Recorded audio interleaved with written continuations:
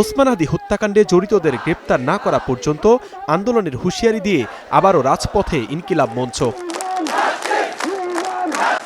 জানাজার মাধ্যমে শেষ বিদায়ের পর আবারও বিচারের দাবিতে সরব হাদীর অনুসারীরা।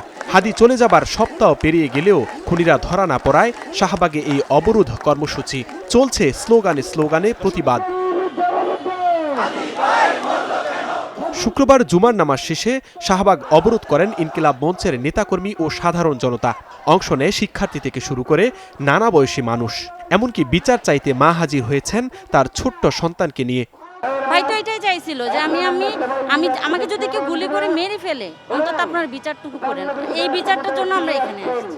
হাদীকে হারিয়ে এখন ঘরে ঘরে হাদী তৈরি হচ্ছে, আর হাদীর বিচারের জন্য আমরা রাজপথে আছি। যতক্ষণ না পর্যন্ত খুনি ধরা পড়বে ততক্ষণ আমরা বাসায় ফিরে যাব না। এইখানে যদি আমাদের জীবন দিতে হয় আমরা জীবন দিব, জীবন দেওয়ার জন্য প্রস্তুত হয়ে আসছি। হাদীর খুনিদের গ্রেপ্তার করতে না পারায় সরকারের উপর ক্ষোভ ছাড়েন বিক্ষোভরতরা। এক্সিকিউট কারা করছে, কারা মেইন প্ল্যানার, তাদেরকে যাতে ধরে, তাদেরকে যাতে সামনে আনে, প্ল্যান কি ছিল, কিভাবে হয়েছিল, পুরোপুরি সব বিষয়টা যাতে জনগণের সামনে আসে। যে সব উপদেষ্টারা এই দায়িত্ব পালনে ব্যর্থ তারা কবে নাগাদ পদত্যাগ করবে এটাও আমরা জানতে চাই। বাংলাদেশের সমগ্র মানুষ যেন আজকের এই আন্দোলনে এসে হাদী হত্যার বিচারটা এই বাংলার জমিনে বাস্তবায়িত করতে বাধ্য করে এই সরকারকে। এই ইন্টারিম, এই প্রশাসন, এই রাষ্ট্রযন্ত্রের কাছে শুধুমাত্র দাবি এটাই যে শহীদ ওসমান হাদীর যারা হত্যাকারী আছে এদেরকে অবিলম্বে খুঁজে বের করে অবিলম্বে তাদেরকে বিচারের আওতায় আনা হোক। হাদীর খুনিদের ধরতে না পারার দায় সরকারের উপর দিয়ে ইনকিলাব মঞ্চের নেত্রী জুমা গোয়েন্দা সংস্থাগুলোরও কড়া সমালোচনা করেন। আপনারা সবাই হয়তো কান্নাকাটি করে অনেক হালকা হয়েছেন, আমরা এখনো কান্না করার সুযোগ পাই নাই। আমাদের এত ক্রাইসিস, বাংলাদেশের যে গোয়েন্দা সংস্থা তাদেরকে আমাদের তথ্য দেওয়া লাগে, তাদেরকে আমাদের জানানো লাগে তাদের কাছে কি আছে কি নাই, তা পর্যন্ত আমাদের কাছে স্পষ্ট করে নাই।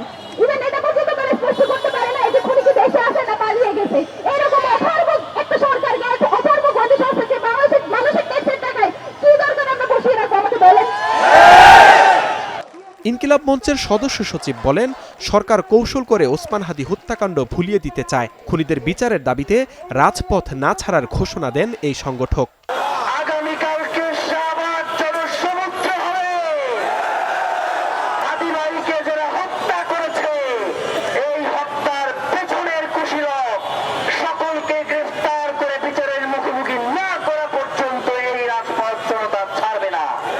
হাদীর খুনিদের ফিরিয়ে দিতে ভারতের প্রতি আহ্বানও জানানো হয় ইনকিলাব মঞ্চের এই অবরোধ থেকে। Zishan Ahmed, star news, Dhaka.